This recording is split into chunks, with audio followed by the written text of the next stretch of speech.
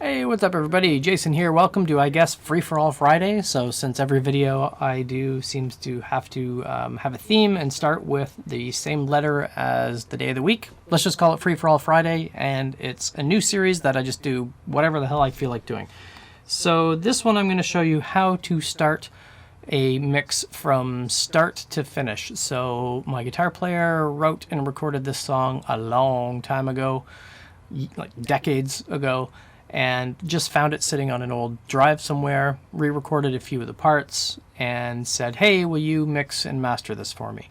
So he sent me the tracks here, and I just created a new blank session in Logic. I'm going to drag these tracks in.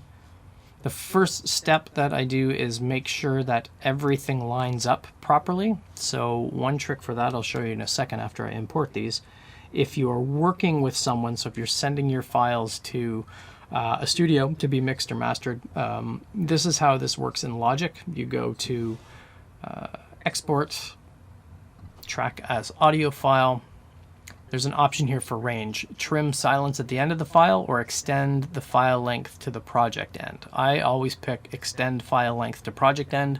That's going to make sure when you drag the files into whatever DAW it's going to get mixed in, everything will line up automatically. So if you have one little tiny part in the middle, you know, the engineer or whoever you're working with doesn't have to try to figure out where that should go. You're going to have all those things done. So I asked him to export me the dry and the process tracks. So the process tracks, just in case there's anything with a cool effect that he wants to keep and doesn't want me to change anything about it, I'll have that. But then I'll also have the dry track just in case anything is messed up, and just in case once I actually hear and listen to the song, if I have an idea about a certain type of style, then I can add that because I have the dry track as well. So these are all lined up pretty well. Step 2, just give some certain spots a listen to make sure that nothing's out of place.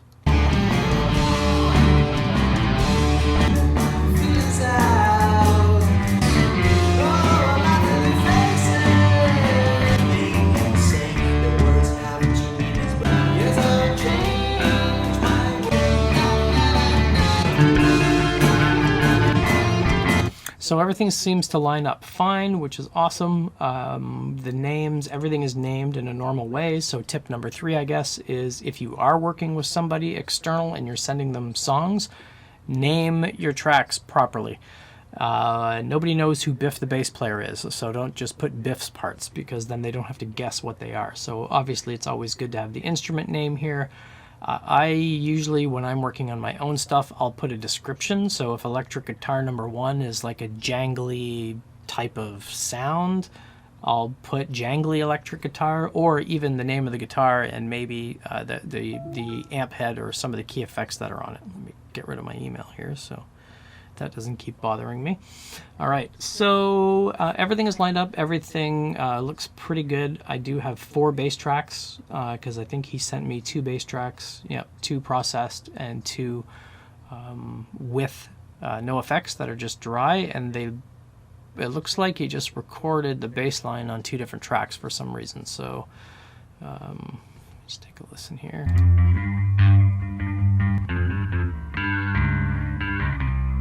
Okay, so probably just a mistake and he had to punch in, but instead of punching in, he did it on a new track. Okay, so that's no problem. So I'm going to group all of these things together, and the very first thing I like to do is I have the NLS Channel plugin from Waves, and what that does is it emulates an analog console. And for me, considering I've only been doing this for a couple of years, I will rely on the videos that I watched. Oops, I don't want to add EQ to everything just yet. Where they say, hey, look how this adds a little bit of color, or listen to how this adds a little bit of color. Actually, before I go ahead and do this, I'm going to undo this once Logic finishes its processing, because the one thing I didn't check first was the stereo versus mono. So I have acoustic guitars. These should basically all be mono except for probably the synths that he has in stereo. So I have the piano. The electric piano is switched to MIDI, or sorry, switched to mono. The vocals are switched to mono. All of the electric guitars should be in mono. And this is a personal preference. I honestly don't think there's a right and a wrong way to do it. I prefer to mix in mono because then I can make sure that there's nothing weird going on that I need to worry about, and I just find it's easier for me. So the one time I think maybe not to do this is if you're working with a guitar player that is setting up their sound with, if they're using amp sims, or if they're recording it a certain way, if they have a stereo effect on the guitar that they want to keep, then I would leave that in stereo. Otherwise, trying to mimic it is a little more difficult. So that's about the only time I'll leave that alone. So the synth I will leave in stereo, the other synth I'll leave in stereo, the acoustic guitar I'll put in mono, and both of those. Okay, so now I'm going to add, so let's just test how this will sound first.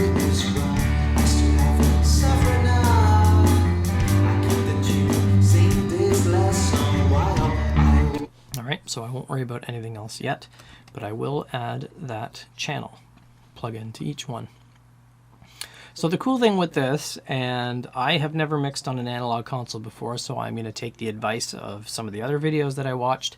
You'll notice up here it says Spike 01. That's using a Spike console, and there's 3 different types of studio consoles that are built in with this plugin. There's the famous Neve 1073 built in with this one. Each of them do sound a little bit different. I'm not going to pretend to describe how to listen for the differences between them. I'll listen to the song, I'll listen to each of these and go, you know what, that sounds the best for this. So always use your ears and don't worry about, ooh, it's a Neve 1073, it must be the greatest thing ever, just because everybody says the Neve is the greatest thing ever. So I have those set up, and with that saying Spike 1, this says Spike 2, this will be Spike 3, and what that basically means is back in the old analog console days, which I will just parrot what I've heard on other videos, each of the individual channel strips actually have their own character. So you might get a little more noise, distortion, harmonic distortion, other types of color and sound from channel to channel. So this basically just mimics that. I'll make sure I'm going to write this down because I know I'm going to forget. Mixing with Mike is probably one of the best channels, and he only has 5,000-6,000 subscribers, which is just a crime because he goes in super depth about that plugin and how it was set up and how to use it and stuff like that. And he's worked on analog consoles and knows a ton about the history of mixing and engineering and stuff. So that's where that advice came from, and you'll see that this one is now set to Spike 18. So each of these will have kind of their own little individual flavor. So I have all of those set up. Now what I'm going to do is I'm going to group these things together and create stereo buses. So I'm going to use, in Logic, they're called track stacks. These are basically summing tracks, or using a bus for certain instruments. So this is going to be my acoustic bus. That's one of the knocks that people have against Logic is, some say it forces you to do things its way. Well, not really. It just calls a bus a stack track. What's the big deal? It's not a huge deal. And basically, these 2 acoustic guitars are now going to be routed to this bus, and this bus will be routed to the stereo out. And I like to do this because I like to put similar processing on the bus for certain groups of instruments. So I'm only grouping the bass together because he sent me 4 bass tracks, and this is more or less just to organize things.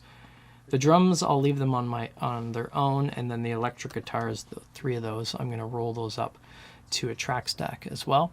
So Logic has 2 different ways to do this. A folder track doesn't change anything about the routing. It's just for grouping and organizing things. A summing track is, the equivalent of routing to a bus, essentially. So change this to electric guitars, so I have that and I have that. I'm going to go ahead and with Logic just add some fancy icons, but hopefully the right ones. Guitar, acoustic guitar, bass, bass, bass, electric guitars, just to make it easier to find stuff down the road. Drums, Bonk, change that to that. Electric piano. These are vocal guides.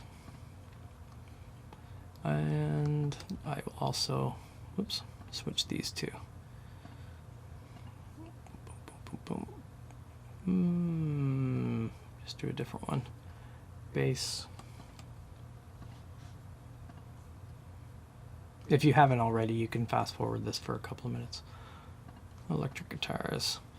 This just makes it easier when you're in mixer view. So Logic, when you pop the mixer down, it's just a lot easier for me to see these and know exactly where I'm at the spot. And you can also, obviously, you can change the colors of the tracks as well. So guitar, let's just do that. So I can also change the color of these, which I normally do as well. I usually have a preset in here. Change, where did it go? Assign channel strip color. So that, the electric guitars. Actually, I always have my electric guitars set to blue, and then I use a darker blue for the track stack. Drums, for some reason, I always have set to orange. And the acoustics, I will set those to and the same for this. So yep, it's all glamour down here at Kramerica Industries. What else do I have here? I have the synths. I'm actually going to move these down. So I'm going to put this synth down here, and I'm going to put this female vocal down here, and obviously redo my acoustics because I used the wrong icons, so you were probably yelling at the screen while I was doing that. And I'm just going to keep talking, but more than likely I'm going to cut this part of the video out anyway. Alright, so the female, boo, boo, boo, boo, boo. Boom, boom, boom. Other vocals, and this keyboard. Okay. All right. So now that things are relatively organized, I still have the buses here that I don't have set up with that same plugin.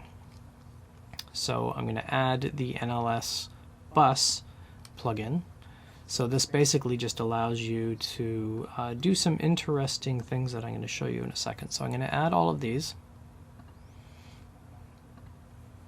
And I'm going to group these together so you can get individual sounds for each of these. So for my acoustics, let's open up both of these. So this is so spike 1 and spike 2 for the first two acoustic guitars, and then the bus. All right, so I'm going to leave these assigned to group number 1, and I'm going to rename group number 1 acoustic guitar. And let me, this is one of the reasons why I spent a little bit of time getting organized, is now I can just isolate just the guitars.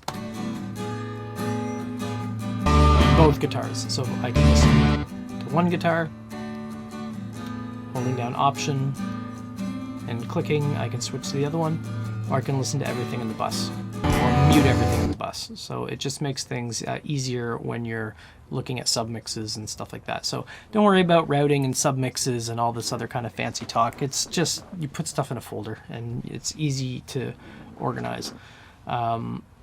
So let's take a quick listen to this with nothing on it.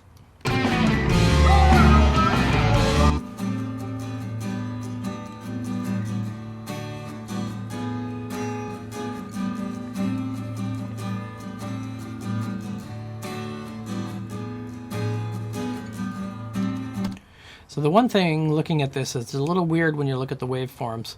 So it looks like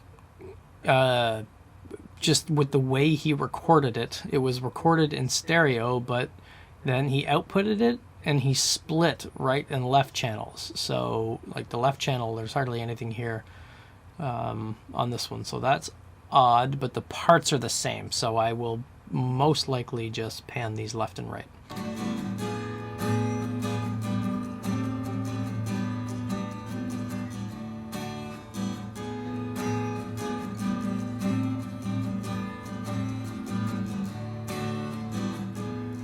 just in case he double tracked them. So I don't know if he actually recorded it twice or if he just recorded it once and then split the signal. But now with adding this,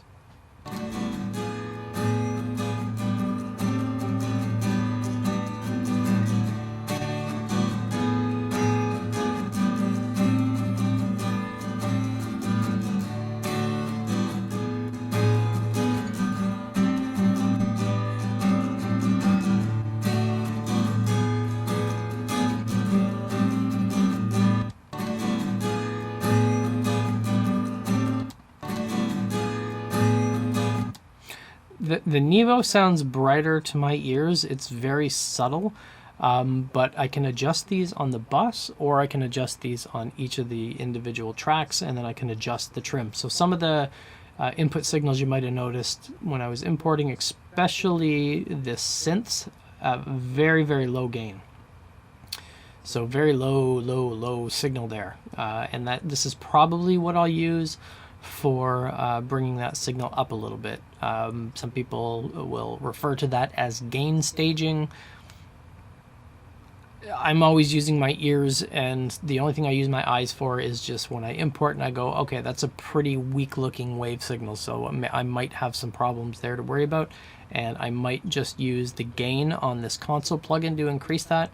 Obviously the other option is in Logic, and pretty much every DAW out there, where is it? There is I think it's a utility, there's a gain plugin, and this will allow you to increase the gain and invert the phase. So if you get any weird chorusy stuff or weird stereo artifacting, then I will use this gain plugin and basically phase invert whatever is causing the problem. But I don't need to use that for here, so I'm going to get rid of that. And then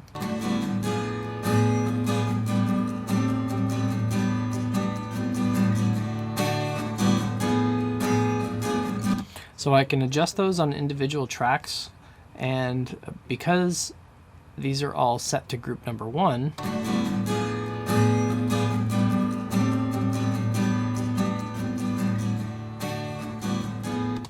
with this little button here,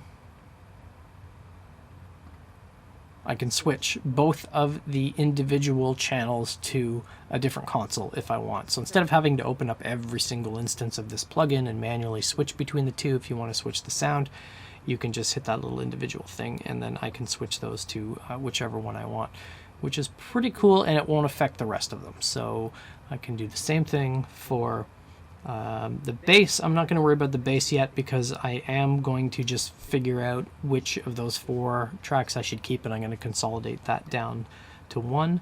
The electric guitars, I'll do the same thing. So let's bring the bus up here. The third guitar track is just another overdub in the outro, and it looks like something with guitar 1 is just coming to an end while that one is coming in, so I'll just keep both of those, but I'll open up electric guitar 1, electric guitar 2, and electric guitar 3. My ADD is telling me that these have to be organized in the right way, or I'm going to go insane. So I have to have 11, 12, and 13. And all right, so I have all 3 of these, and I'm going to do the same thing. I'm going to set up these on group number, oops, jumped again a little bit, group number 2.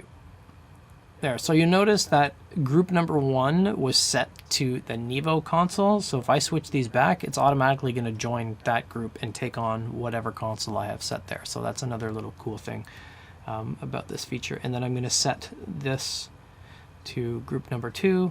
So now, group number 2, I'm going to call this electric guitar. And now let's listen to...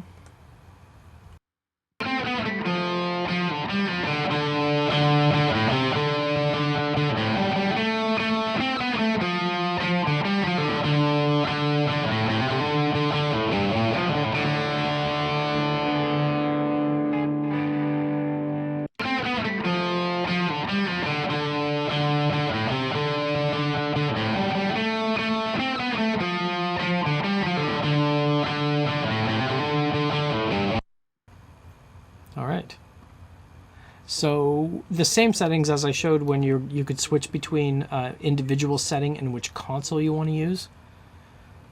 You can also switch, you can turn the noise circuit on for all of them. And I'm going to solo this with one track so you can hear what this does.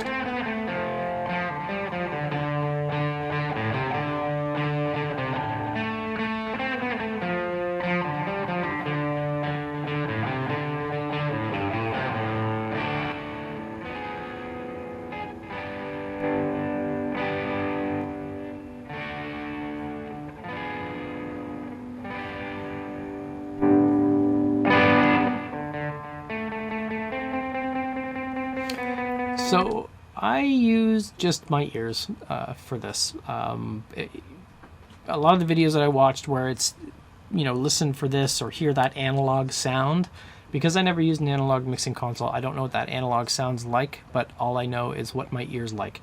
So, but that plugin, yeah, this was just a very long way of what I do to actually set tracks up when I get started if I'm working with someone else. Okay, so I have that. The drums I'm not going to worry about too much because I am going to be re-recording them. He just put something in there as kind of a filler for the parts that he wanted.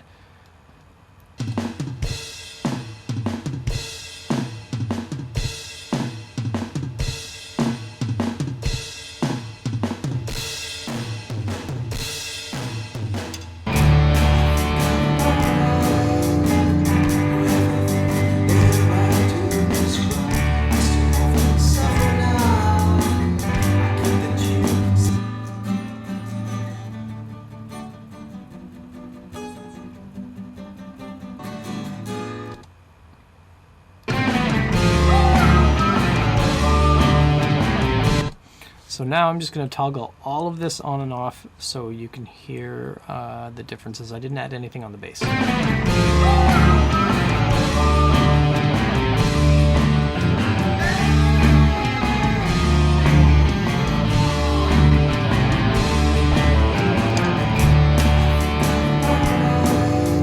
So to my ears, these add thickness and character, and I can't describe harmonically what it's doing, but I pretty much use them on everything just because they sound good.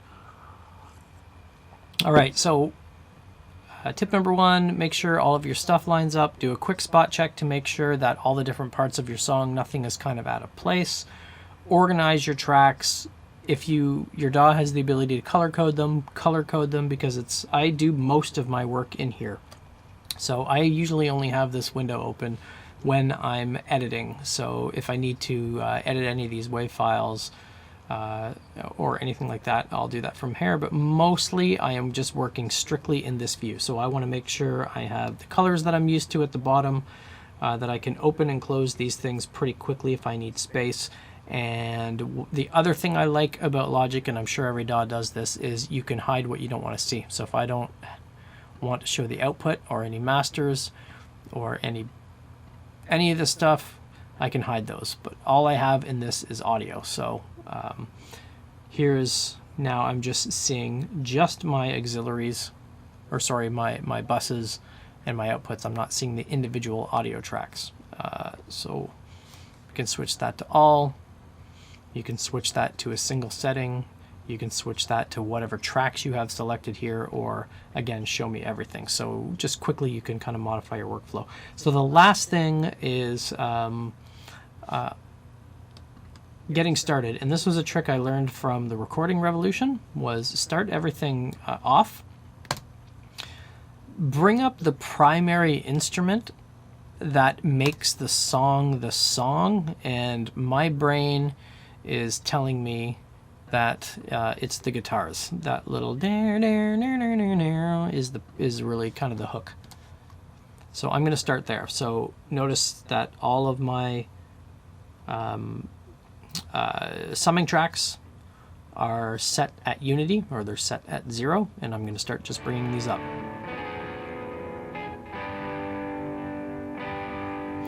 One of the biggest lessons that I learned early on was don't worry about loudness yet. So you've always got I've got a volume knob on my interface there, so I can always add that.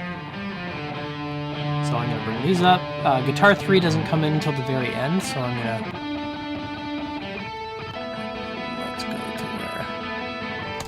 Another cool trick with Logic, if I'm only working on guitars right now, you can highlight your tracks and click Z on the keyboard, and it's going to magnify those into your window so you can get a quick view. So here's...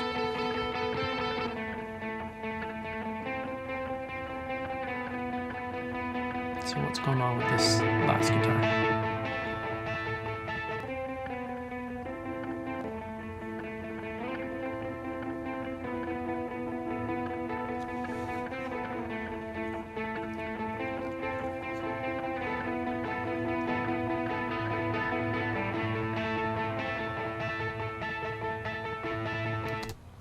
All right, so let's unmute that.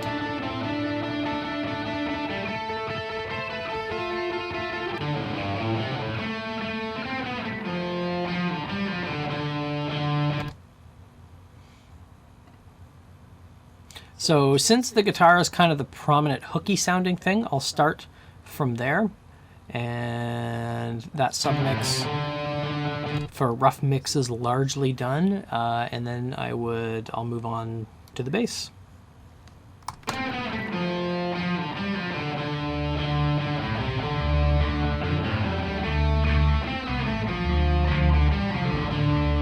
drums.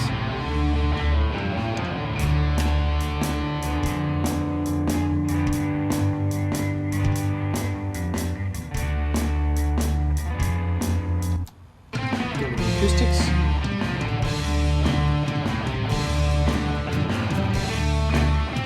And my ADD is telling me I have to switch these two. I need the left on the left and the right on the right.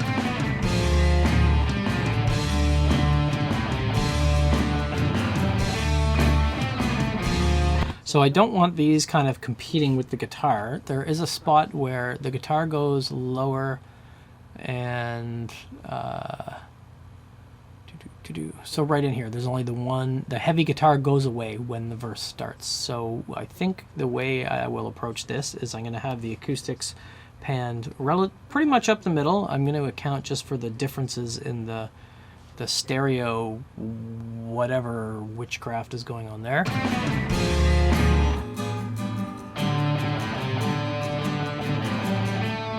I don't want them to conflict with the vocals, so when I get into actually EQing and compressing these, what I'm most likely going to do is get rid of most of the low end and boost some of the very top to give it some shimmer, and I'm going to keep the vocals because it's kind of got like a Beatles Oasis darky sound to it. So I assume what I'm going to do is play with the vocals in between 3 and 6-ish K, but we'll see once I actually get kind of rolling with this.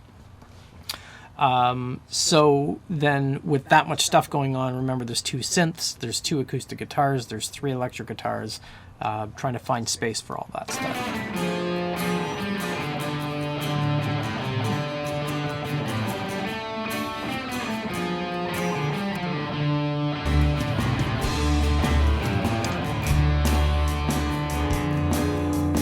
So there goes the main electric. Then I'll probably just use automation. Pan those out there.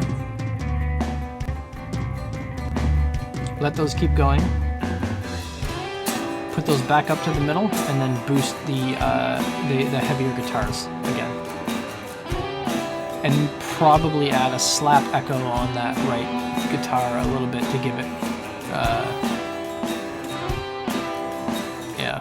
So I think I mentioned this in some of my tutorial videos, is there's so much emphasis on use this plugin, use this DAW, use this equipment, here's how you EQ this individual instrument, etc., etc. But so much of what you're going to be doing if you're producing music at home is working on the producing parts, and that's the hardest thing to do, especially if you're working with other people, because you have to hear the song, you have to feel what it's about, you have to kind of... Oh sure, I just get into the good part of the video and my camera decides that it's done recording, so I guess that's a sign to end the video. So the last point I was going to make about the production part was just feeling the story of the song, what the song is about, and then that's going to lead you to different panning options. It's going to show you how to bring certain things up in certain part of the song. I shouldn't say it's going to show you, but it's going to give you a feel. And when I hear this song, I hear like a loud, crashy vibe when the electric guitar is coming in the intro, and then it's like it's a downer when it comes into the verse. It brings it down. It has kind of a a softer vibe, crispy acoustic guitars, and just that one jangly guitar that you could hear on the left is kind of doing its own little mellow kind of thing. And then it's going back to booming when it comes into the chorus. So don't worry too much about, use this plugin, use these tools, use those things. Because remember, if you're recording this stuff at home, you're the engineer, you're the producer, you're the mixer, you're the master. You might be an overdub person, so I might have to go in and maybe fix a couple of these things. Probably not, because this one sounds all okay for me. Obviously, except for the drums, which I said about 40 times I'm going to re-record. But those are the things to focus on first for me. So just to sum up, number one, import all of your tracks, make sure they line up. Do a quick spot check to make sure that nothing is kind of wonky anywhere. Take a look at the waveforms, see which ones that might need some additional gain boost or something like that, and just look for any weird problems like the one that I had with that with the acoustic. I'm assuming he recorded it twice in stereo and exported it in a way that cut the other signal out. I'm not sure. I can always get him to send me new files. And then get yourself organized, whether it's colors, folder structure, creating your bus outputs and your routing and stuff like that. Because once you get organized, then now this is actually going to be very easy for me. The only thing I'm really going to do on this is throw the stock compressor and EQ from Logic on it and see where that takes me first. And then I'm going to learn the drum tracks and I'm going to record the drum tracks. So I hope you enjoyed this free-for-all Friday, and I would be amazed if anybody's still watching at this point, because I've watched some of these hour-long, hey, watch me do a mix in real time, and I want to kill myself. It's so hard to watch and just mind-numbing if you're watching it and not doing it yourself. So I'm going to stop talking now and look for the next episode, where again I'm going to talk about whatever the hell I feel like talking about on a Friday. Remember, like and subscribe, check out my 3-minute tutorials if you don't like this long-winded stuff, and then I'll see you in the next video. It's so hard to watch and just mind-numbing if you're watching it and not doing it yourself. So I'm going to stop talking now and look for the next episode, where again I'm going to talk about whatever the hell I feel like talking about on a Friday. Remember, like and subscribe, check out my 3-minute tutorials if you don't like this long-winded stuff, and then I'll see you in the next video.